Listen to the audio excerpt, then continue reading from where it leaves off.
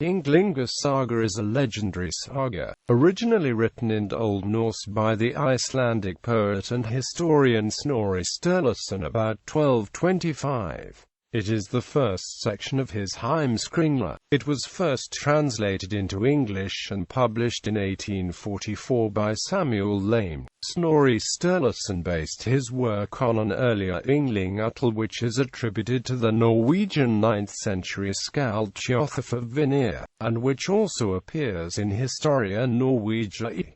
It tells the most ancient part of the story of the House of Ynglinga. Snorri described the descent of the kings of Norway from this royal house of Sweden. Ynglinga saga is the first part of Snorri's history of the ancient Norse kings, the Heimskringla. Snorri's work covers the history of the Norwegian kings from the mythical prehistoric age until the year 1177, with the death of the pretender Icelandic.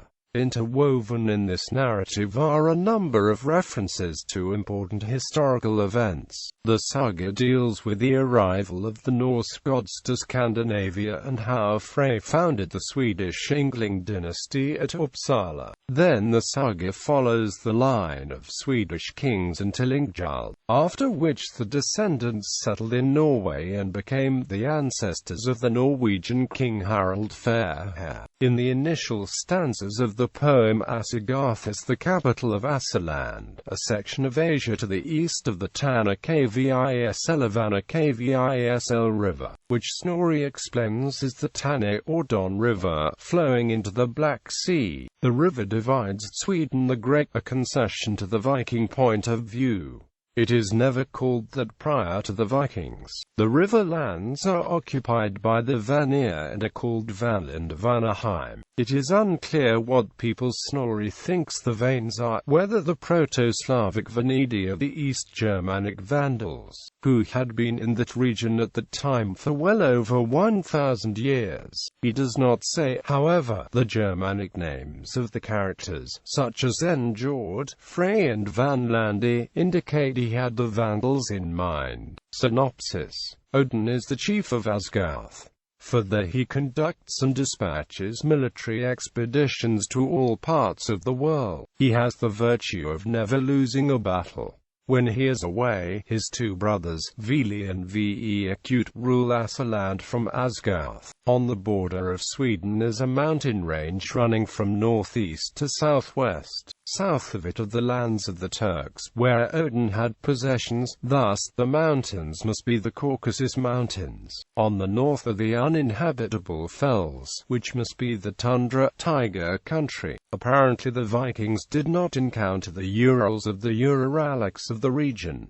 Snorri evidences no knowledge of them. There also is no mention of Troy, which was not far from Constantinople, capital of the Byzantine Empire and militarily beyond the reach of the Vikings. Troy cannot have been Asgarth, Snorri realizes, the reason being that the Asir in Assaland were unsettled by the military activities of the Romans, that is, of the Byzantine Empire. As a result, Odin led a section of the Asir to the north looking for new lands in which to settle. They used the Viking route up the Don and the Volga through Garthariki, Viking Russia. Further they went to Saxland and to the lands of Gefi in Scandinavia. The historical view, of course, is mainly fantastical. The Germanics were in Germany and Scandinavia during earliest mention of them in Roman literature, long before the Romans had even conquered Italy. To what extent Snorri's presentation is poetic creation only remains unclear. Demoted from his position as All-Father, or King of the Gods, Odin becomes a great sorcerer in the Ynglinga saga. He can shape-shift, speaks only in verse, and lies so well that everything he says seems true. He strikes enemies blind and deaf, but when his own men fight they go berserk and cannot be harmed. He has a ship that can be rolled up like a tablecloth when not used. He relies on two talking ravens to gather intelligence, and he consults the talking head of a dwarf for prophecy. As a man, however, Odin is faced with the necessity to die. He is cremated and his possessions are burned with him so that he can ascend to where, if Asgard is an earthly place, not there. Snorri says at first it is Valhalla and then adds, the Swedes now believed that he had gone to the old Asgard and would live there forever. Finally Snorri resorts to heaven, even though nothing in Christianity advocates cremation and certainly the burning of possessions avails the Christian nothing.